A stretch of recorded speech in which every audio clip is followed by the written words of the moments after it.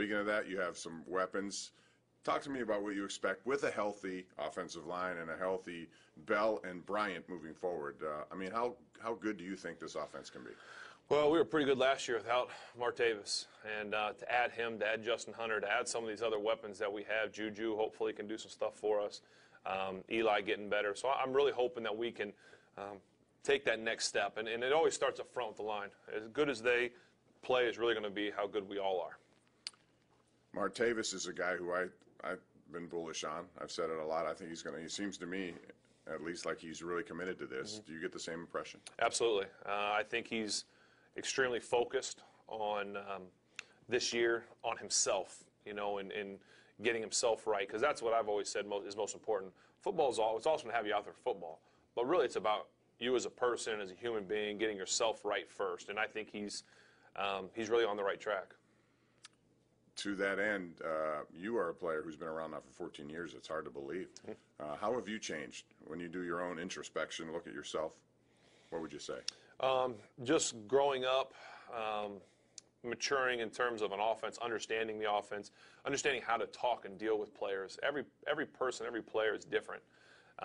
Sometimes guys need to be kind of scolded, hollered at a little bit. Sometimes guys need to be pulled aside and not called out in front of other people. So I really try and take pride in being a good leader in that way and knowing how best to communicate with guys. You also have, you mentioned these receivers, you have a lot of them, only maybe 6 spots available. Mm-hmm. We saw Kobe Hamilton, who seems to step up every time he gets a shot. There's not enough room for all these guys. Is that a good thing or a bad thing, because you may be losing some of them? Yeah, it's a good problem to have, but you're right. It is going to be, we're not going to be able to have everybody around. But there's always some things that have to unfold. Hopefully no one gets hurt or whatever, but it's a healthy competition right now. I don't think any spot really is locked up. Obviously, AB probably has his spot locked up, but it's pretty healthy in other areas. They push each other, but it's all great competition, and so hopefully the cream rises to the top. So the NFL has decided they're going to be a little bit more liberal and loose with end zone celebrations. I'm curious what yours will be.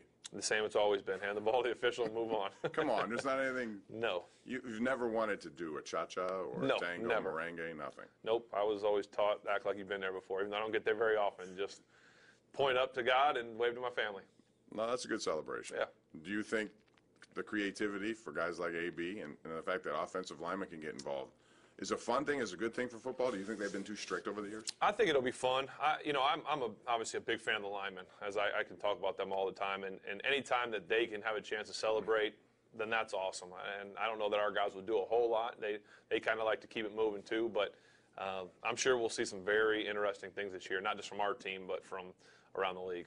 Ben, another big topic around has been marijuana. It's legal in a lot of states. And I think the NFL seems, maybe in time, this whole policy of having people test for marijuana will end.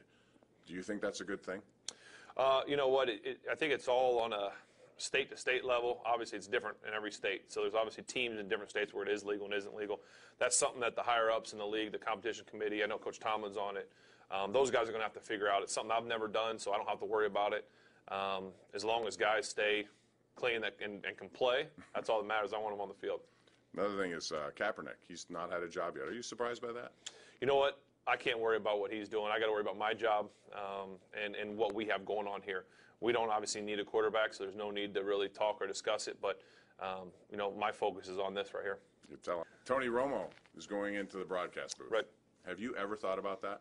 Ever down the road afterwards? Yeah, I thought about it. I thought about a lot of things. I think that's smart and prudent thing to do when you retire. Like, I have no idea what I want to do. I do know I want to be a great husband and father. Like, that's number one. But job-wise, I don't know yet. I don't want to, once again, I don't want to think about it because I want to dedicate myself to this season. But it is one of the things I've thought about. But if you weren't a professional football player, what would you have been? I think a coach and teacher. That's what I went to school for. So maybe coaching down the road. I've thought about that as well. And do you like the responsibilities that would come with that?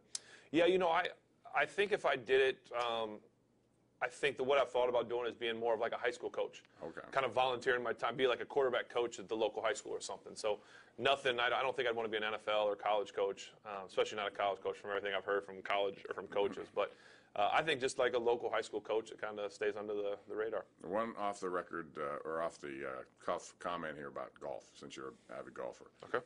the young guys are out there doing a pretty good job here. You see guys in their 20s like Justin Thomas win. Mm-hmm. I'm just curious your thoughts about all these young guys and the fact that there have been 8 different winners of the last 9 majors. Is that good or bad in your opinion for golf? I think it's great. Congrats to Justin too, by the way, Titleist guy. That's awesome. Happy for him. I hear his mom is a diehard Steeler fan, so from Penn Hills. Okay, there you go. So she's got a jersey coming her way. There you go. But no, I think it's great. I think it's great for the game of golf. You know, Tiger's always been the needle, and probably still is the needle, as crazy as that sounds. But I think these young guys now have made golf cool.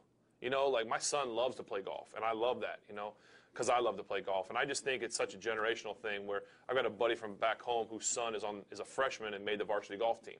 Like, when I was there, like, golfing wasn't that cool.